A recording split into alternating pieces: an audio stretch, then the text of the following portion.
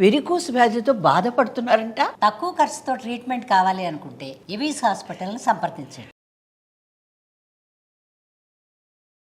నమస్తే రమ్మగారు. నమస్తే జయ. రమ్మగారు, తిరుమల తిరుపతి దేవస్థానం అనగానే మనకి లడ్డూ ప్రసాదం, అలానే స్వామివారికి తలనీలాలు సమర్పించడం కదండి. మొక్కు అనగానే మనకి ఇవి గుర్తొస్తుంది. తలనీలాలు అనేసరికి పిల్లలకి ఫస్ట్ టైము చాలామంది అక్కడే తలనీలాలు సమర్పిస్తారు కదా రమ్మగారు. అవును, చెవులు కూడా కుట్టిస్తారండి అక్కడే కొంతమంది. ఎక్కువగా మనం తలనీలాలే వింటుంటాం. ఏటా వెళ్ళిన వారు ఏదో మొక్కుకున్నప్పుడు తలనీలాలే సమర్పిస్తాం స్వామి అని ఇక్కడ మొక్కుకునే వారిని కూడా చూస్తూ ఉంటాం. ఆడవారు 3 కత్తెరలు ఇస్తూ ఉంటారు కదండి. గుండు కూడా కొంతమంది చేయించుకుంటారు, తలనీలాలు సమర్పిస్తూ ఉంటారు. ఈ మధ్య ఒక వార్త వింటూ ఉన్నాం, ఆడవాళ్ళు సమర్పించవచ్చని సమర్పించకూడదని. మీ అభిప్రాయం ఏంటి? అభిప్రాయానికి ఏముంటుంది జయ? సిద్ధాంతం ప్రకారం అయితే స్త్రీలు తలనీలాలు సమర్పించకూడదు. ఎందుకంటే ఈ స్త్రీ శిరోజాలు తీసేది ఎప్పుడు మన భారతీయ సంప్రదాయం ప్రకారము వైధవ్యం సంప్రాప్తించినప్పుడు పూర్వకాలంలో కేశఖండాన్ని చేసేసేవారు, జుట్టు ఉంచేవారు కాదు. ఏంటంటే ఈ జుట్టు తీసేయటం వల్ల ఎప్పుడు తల బోడిగానే ఉంటుంది, వీళ్ళు సౌందర్యం ఇతరులకి కనపడదు. ఇతరుల వల్ల ఆడవాళ్ళకి వచ్చే సమస్యలు రాకుండా ఉంటాయి ఒకటి. ఇక పూర్వ సువాసిని లక్షణం, ఇది వరకు భర్త ఉన్నాడు ఇప్పుడు లేడు, ఇప్పుడు వీళ్ళింతే వైధవ్యానికి సూచనగా జుట్టు తీసేవాళ్ళు పురాతనమైన విధానము. పూర్వం చేసేవాళ్ళు భర్తగారు లేకపోతేనే జుట్టు లేకుండా ఉండాలి. చిన్నపిల్లలకి పెళ్ళిళ్ళు చేసి సంటప్పుడే పెళ్లి చేయటము, 10 ఏళ్ళు వచ్చేసరికి అలా భర్తలు పోవటం, వీళ్ళు 14 ఏళ్ళు వచ్చేసరికి బూర గొరిగించి మూల కూర్చోబెట్టడం మన తాలూకు పురాతన విధానం. తెల్ల చీర కట్టడం, ఆ సాయం పంచలే, చీర కాదు, పంచ కట్టుకోవటమే. వాళ్ళు పంచనే చీరలాగా కట్టుకునేవాళ్ళు, ఆ తల గడప కనపడకుండా ఉంచుకునేవాళ్ళు పూర్వం. నీకు తెలిసే నాటికి నీకు తెలియదు, నాకు కూడా తెలియదు అంతగా. అంత పాతది విధానం. భర్త ఉండగా జుట్టు తీసుకోకూడదు, స్త్రీలు కేశాలు కట్ చేయకూడదు, భర్త కేశాలు కనెక్షను అని ఖచ్చితమైన అభిప్రాయం ఉండేది. అది వేరే సంగతి. ఇప్పుడు స్త్రీలు తీసుకోకూడదు, స్త్రీలు ఎందుకు తీసుకోకూడదు అంటే ఇచ్చేవాళ్ళు ఇస్తూనే ఉన్నారా లేదా అమ్మా? ఇస్తున్నారండి. అవునా? నేను నా 3-4 ఏళ్ల వయసు అప్పటి నుంచి తిరుపతిలో జుట్టిచ్చి వచ్చాం అన్న వాళ్ళని నేను అప్పటి నుంచి చూస్తూనే ఉన్నా. 10 ఏళ్ల వయసులో తిరుమల వెళ్ళినప్పుడు కూడా ఆడవాళ్ళు కొంతమంది జుట్టిచ్చింది కనపడేది. ఎందుకు వస్తాయి ఈ ప్రశ్నలు? ఎవరు కావాలనుకుంటే వాళ్ళు ఇస్తారు, లేకపోతే స్త్రీలు ఇవ్వకూడదు, వాళ్ళ ఇంట్లో వాళ్ళు ఒప్పుకోకపోతే ఇవ్వరు. పాయింటే కదా. ఇంట్లో కుటుంబ సభ్యులు ఒకటి ఉంది కదా. ఇప్పుడు వాళ్ళ ఇంట్లో వాళ్ళు ఒప్పుకున్నప్పుడు, వాళ్ళు ఏదో మొక్కుకొని తీసుకున్నప్పుడు మనం ఎవరమమ్మా వాళ్ళకి చెప్పడానికి? ఆడవాళ్ళు తీసుకోకూడదు, మీరు ఎందుకు తీసుకున్నారంటే నా ఇష్టం, నేను దేవుడికి మొక్కున్నా ఇస్తాను అంటారు. ఎవరో గురుగారు చెప్పారు, ఇంట్లో వాళ్ళు ఒప్పుకోలేదు, ఇవ్వరు. వారి వ్యక్తిగతం మీద ఆధారపడి. ఖచ్చితంగా ఇది పూర్తిగా వ్యక్తిగతమే జయ, ఖచ్చితంగా. ఇప్పుడు ఈ జుట్టు ఇచ్చే ప్రోగ్రామ్ ఎక్కడి నుంచి వస్తుందో చూద్దాం. అసలు అలా ఆలోచించండి మీరు. ఈ ప్రశ్న అడిగేటప్పుడే ఇది ఆలోచన రావాలి. ఇదివరకు కూడా నేను ఈ మాటే చెప్పాను. విపత్కరమైన పరిస్థితుల్లో మొక్కుకుంటాం మనం.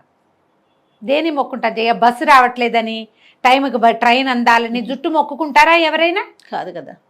దేవుడా బస్సు ట్రైన్ అయిపోతుంది, ఏదో 5:06కి మనం ఇంకా రోడ్డు మీద ఉన్నాం, 6ంటికి ట్రైను. అయ్యో ట్రైన్ మిస్ అయిపోతుందేమో, వినాయకుడు కొబ్బరికాయ కొడతాను నా తండ్రి, బస్సు ట్రైన్ మిస్ కాకుండా చూడు అంటాం. కొంతమంది అట్లా మొక్కుంటారు. లేదా రాత్రి రేపొద్దున అన్నం తిన్ను, ట్రైన్ మిస్ అయిపోతే అక్కడ ఏదో సమస్య ఉందని వీటికి చేస్తారు. ప్రతి వాళ్ళకి మొక్కుకునే అలవాటు ఉంటుంది భగవంతుడికి. ప్రతి వాళ్ళు మొక్కుంటారు. ఈ మొక్కుకోటాల్లో జనరల్గా ఎప్పుడెప్పుడు జరుగుతాయి? ఏవైనా ప్రమాదాలు సంభవించినప్పుడు, అనారోగ్యాలు సంబంధించినప్పుడు, ఆర్థికపరమైన చిక్కుల్లో ఉన్నప్పుడు, ఏదో పిల్లలకి పెళ్ళిళ్ళు కావటం లేదో, పిల్లాడు కింద పడ్డాడో, వాడికి ఏదో జరిగిందో, మనకే జబ్బో పిల్లలకే జబ్బో, ఏదో విపత్కర పరిస్థితులు, ఎక్కడో ప్రమాదంలో చిక్కుకుపోయాం, ఎక్కడో ప్రయాణంలో ఇరుక్కుపోయాం, పిల్లాడు అక్కడెక్కడో ఉండిపోయాడు, మళ్ళీ ఇంటికి వచ్చే దారి కనిపించట్లేదు, దేవుడా తలనీలాలు ఇస్తాను తండ్రి, నిలువు దోపిడీ ఇస్తాను, నా పిల్లని రక్షించు, నా కళ్ళబడే నాయన అని దండం పెట్టుకుంటాం. భర్తలకి ప్రాణాపాయ స్థితులు, ప్రాణాపాయం అయిపోతాదేమో, నిలువు దోపిడీ ఇస్తాను తండ్రి, పసుపు కుంకాలు కాపాడు, ఇలాగే కదమ్మా మొక్కుంటారు. అంతేగా. ఇప్పుడు ఈ విపత్కర పరిస్థితుల్లో భగవంతుడికి దగ్గరికి వెళ్ళి నాయన నేను నీకు ఇది ఇస్తాను, నాకు ఇది వదిలిపెట్టు, ఈ కాస్త నన్ను ఇక్కడ రక్షించు అనేటప్పుడు ఈ ముందు వెనక సంప్రదాయము ఆలోచిస్తారా జయ ఎవరైనా? అస్సలు ఆలోచించలేకపోతామేమో కదా. ఆలోచించరు. ఉమ్. నిలువు దోపిడీ మొక్కేస్తారు. ఆయన హాస్పిటలైజ్ శుభ్రంగా ఉన్నాడు, సడన్గా పడిపోయాడు భర్త, హాస్పిటలైజ్ చేశారు, ఏదో బైపాస్ చేయాలన్నారు, లేకపోతే ఇంకోటి ఏదో అన్నారు, కష్టం అండి 24 hours. ఇప్పుడు కదా మొక్కేది. ఇప్పుడు సంప్రదాయము భర్త ఉండగా నేను తలనీలాలు ఇవ్వకూడదు అని ఆలోచిస్తారా అమ్మా? వాళ్ళ అలవాటు ప్రకారం ఏదో మొక్కుంటారు. ఇది కాదు, నా బోటక్క ఎవరో వచ్చింది, నిలువు దోపిడీ ఇస్తానని మొక్కోవే, అతను బతికొస్తాడు అని చెప్తారు.